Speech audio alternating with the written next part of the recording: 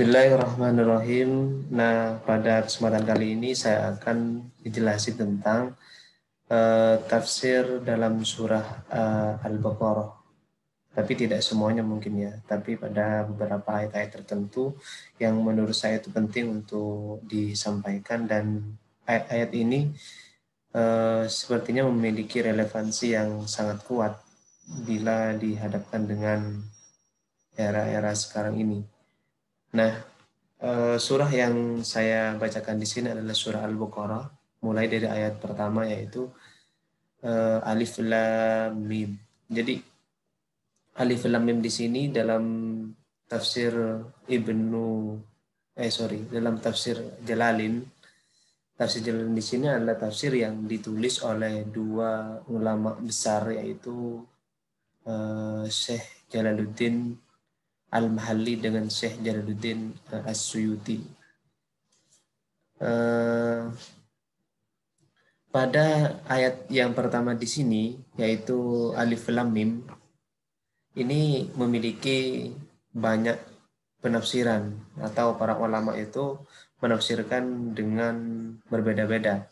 Tapi tafsir Ibnu Katsir yang notabene itu dikategorikan sebagai tafsir global atau ijmali, tafsir yang hanya menjelaskan poin-poin pentingnya saja, itu menjelaskan Alif Lam Mim itu dengan Allahu a'lamu bimuradihi bidzalik. Jadi Allah yang lebih tahu maksud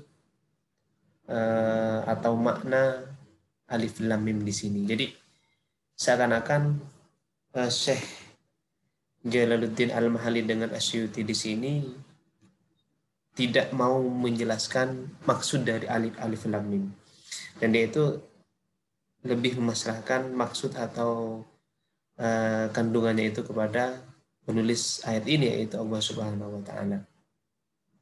Tetapi pada tafsir-tafsir yang lain itu ulama juga ada yang menafsirkan Alif Lam Mim.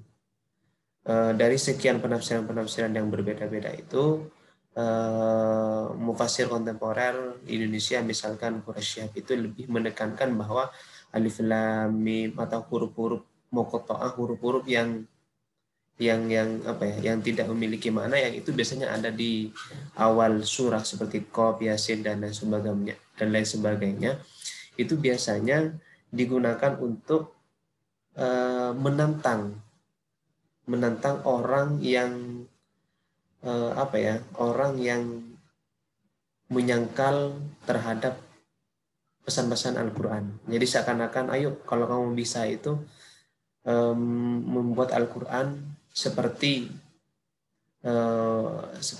ayat-ayat ini, silahkan buat, dimulai dengan Alif Lam Mim, dimulai dengan Yasin, dimulai dengan Qaf dan lain sebagainya. Jadi seakan-akan ayat ini memberikan tantangan kepada mereka yang membangkang itu. Kita lanjutkan ya pada ayat berikutnya.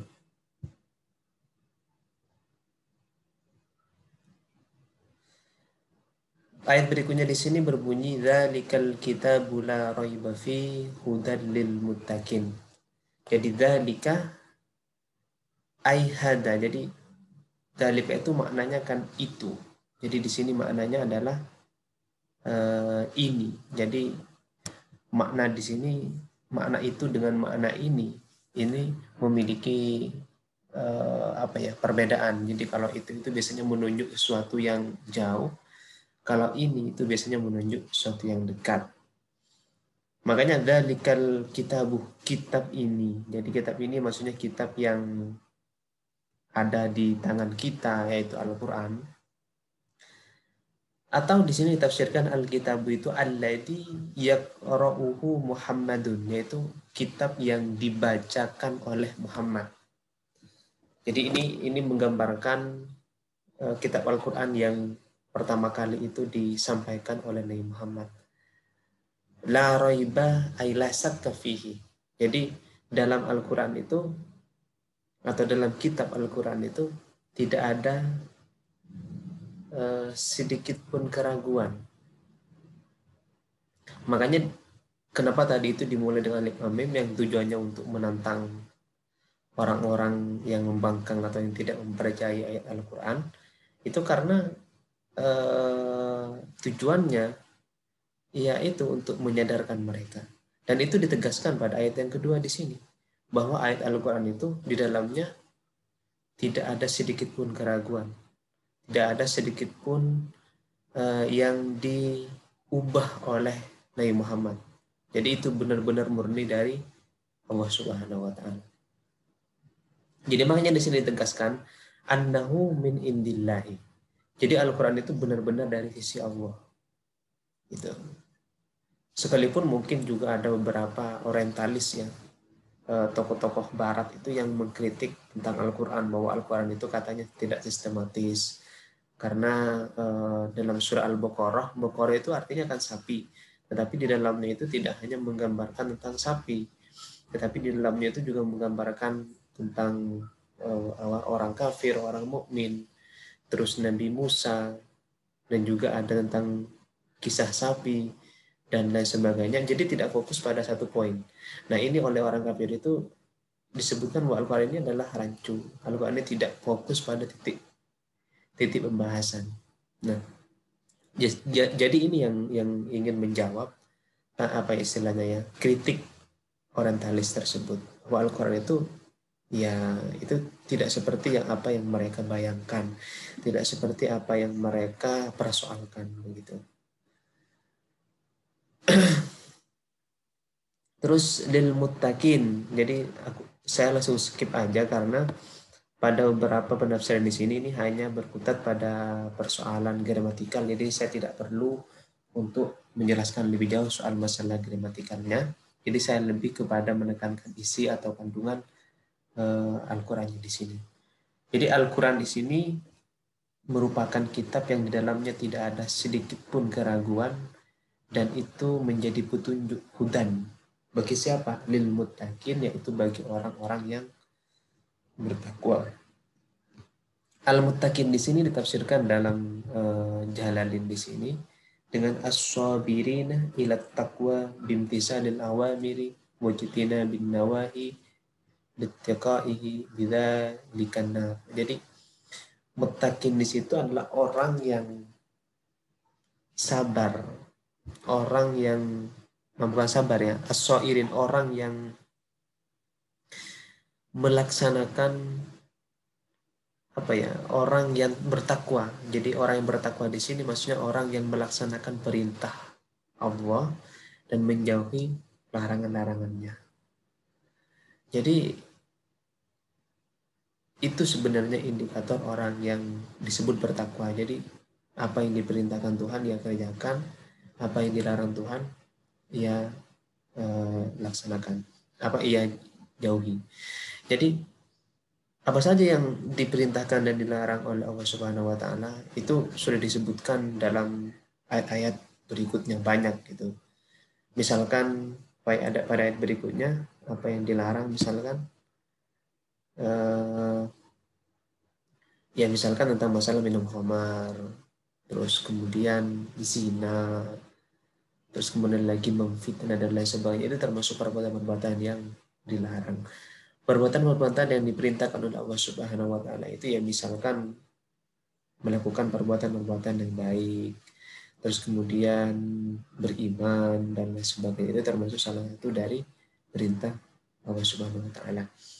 Kita lanjut kepada ayat yang ketiga.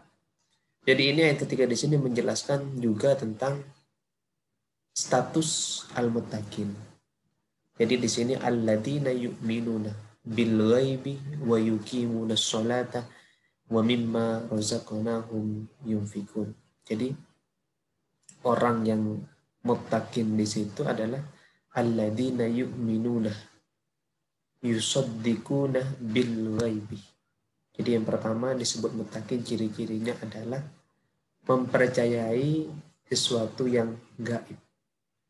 Bahwa dalam dunia ini ada dua dimensi, yang ada yang sifatnya fisik, ada yang sifatnya yang kedua adalah fisikis. Jadi sesuatu yang kita bisa indra, dan yang kedua sesuatu yang tidak bisa kita indra. Sesuatu yang tidak bisa kita indra itu disebut dengan gaib. Itu. Makanya di sini disebutkan bima ghaba anhum. Jadi gaib itu adalah sesuatu yang tidak bisa kita indra. Ya, seperti halnya minal ba'si wal jannati wan nar. Jadi seperti halnya hari kebangkitan, ba'as. Kemudian surga, neraka itu nggak bisa kita lihat, nggak bisa kita indra. Jadi termasuk hal-hal yang gaib. Dan kita cukup mempercayainya.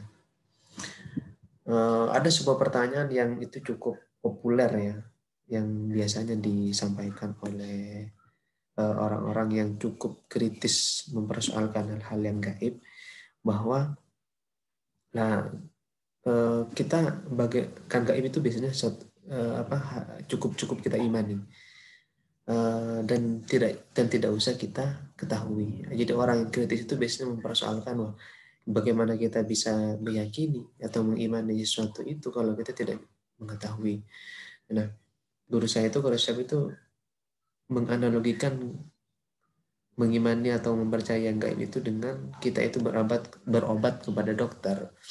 Jadi kita kadang percaya banget bahwa apa yang resep obat yang dikasih oleh dokter itu oleh kita, padahal kita belum tahu bahwa obat yang dikasih oleh dokter itu apakah obat beneran atau obat yang tidak benar gitu. Jadi kita cukup percaya aja. Dan seperti itulah kata Pak Quraisy, posisi atau ya orang yang beriman kepada hal-hal yang gaib gitu. Yang kedua adalah wayuki manusalata. Jadi ciri-ciri orang yang mutakin di situ adalah melaksanakan dengan sempurna sholat. Ayatuna biha bihukukiha, melaksanakannya beserta hak-haknya. Jadi yukimunus sholata di sini itu kadang atau banyak diartikan dengan mendirikan, itu tidak, ya kurang benar maknanya. Jadi yang benar itu adalah yukimuna itu adalah melaksanakan. Jadi kiam itu melaksanakan atau mendirikan. Tetapi kalau yukimu itu berasal dari kata aqamah yang masdarnya itu adalah iqamatun, itu lebih kepada melaksanakan dengan sempurna. Melaksanakan dengan sempurna itu maksudnya melaksanakan sesuai dengan syarat dan rukun-rukunnya. Jadi sholat itu harus dilaksanakan sesuai dengan itu. Gitu. Ciri yang ketiga dari al-muttaqin itu adalah wa mimma razaqnahum yunfikun ay a'tainahum. Jadi mereka senang atau gemar memberi apa yang kami, kata Tuhan, itu berikan kepada mereka. Jadi dalam apa yang kita miliki itu tidak selamanya milik kita, tapi juga menjadi milik orang lain. Jadi disitulah kita berbagi dengan mereka. Next, jadi pada ayat keempat. Nah, ini lebih menarik lagi untuk menggambarkan ciri-ciri al-muttaqin. Selain 3 ciri-ciri tersebut, al-muttaqin di sini walladzina yu'minuna bima unzila ilaika wa ma unzila min qablik wa bil akhirati hum yuqinun. Jadi walladzina yu'minuna bima unzila ilaika, mereka yang beriman kepada sesuatu yang diturunkan kepada kamu Muhammad. Jadi ma unzila ilaika di sini adalah Al-Qur'an. Makanya disebut dengan Al-Qur'an. Jadi yang keempat, orang muttaqin di sini mengimani Al-Quran. Dan yang berikutnya, wama unzila min qablik, dan mengimani kitab-kitab sebelum Al-Quran, Taurat, Injil, Zabur. Wabil akhirati hum yuqinun, dan mereka itu meyakini akhirat. Jadi itu ciri-cirinya orang yang yang muttaqin atau yang bertakwa. Ayat yang kelima ini sepertinya titik poinnya. Jadi setiap apa yang kita perbuat di situ itu ada konsekuensi, istilahnya itu. Jadi kalau ada sebab mesti ada akibat. Jadi sebabnya kita bertakwa kepada Allah dengan ciri-ciri yang sudah saya sebutkan tadi, maka akibatnya ulaika ala hudam mir rabbihim wa ulaika humul muflihun. Mereka itu berada dalam petunjuk Tuhan dan mereka itu termasuk orang-orang yang beruntung. Jadi ini menarik untuk digarisbawahi apa yang disebut dengan al-muflihun. Al-muflihun di sini adalah al-faizuna bil jannati al-najuna minan nar. Jadi mereka yang berhasil masuk surga dan mereka yang selamat dari api neraka. Jadi itu disebut dengan al-muflihun. Jadi ini mungkin konteksnya lebih lebih khurawi, lebih sifatnya itu adalah sesuatu yang tidak bisa kita capai sekarang. Tapi kalau kita lebih tarik kepada kehidupan di dunia itu, keuntungan orang yang bertakwa itu adalah mereka memilih kehidupan yang lebih tenang. Jadi mereka itu hidup bukan hanya bersandar pada apa yang mereka miliki dan mereka kuasai, tapi mereka juga bersandar kepada siapa yang menciptakannya. Jadi di situ mereka hidup ya santai-santai aja gitu. Jadi situlah buah dari orang-orang yang bertakwa. Oke, itu aja mungkin ya dari penjelasan tentang tafsir surah Al-Baqarah ayat 1 sampai ayat 5.